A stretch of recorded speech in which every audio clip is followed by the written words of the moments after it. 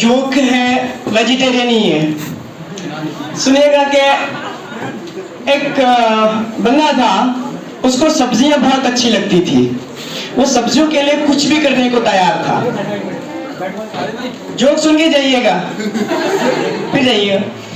उनको सब्जियां बहुत पसंद थी। एक बंदा था, उसको ना सब्जियां बहुत अच्छी लगती थी। वो जो सब्जियां हो उनके लिए वो कुछ भी कर सकता था। एक दिन वो अपनी वाइफ के साथ बाजार जा रहा था, तो सब्जी वाला उसकी वाइफ को देख रहा है। वो सब्जी खरीद रहा है और वो सब्जी वाला जो है उसकी बीवी के चेहरे को देख रहा है, मुसलसल देखते जा रहा है। और उसकी जुबान से बेशक निकल गया कि कितना सोना तुझे रब ने बनाया, जी कर देखता रहूं। सब्जी वाला कहता है, कितना सोना तुझे रब ने बनाया, जी करे देखता रहूं।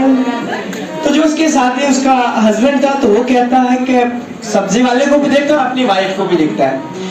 सब्जी वाले से मुखातिब होकर कहता है कि तू है पागल, तू है जोकर, तू है दिल भर जानी, सारी सब्जी मुझे दे दे, ले ले मेरी जनानी।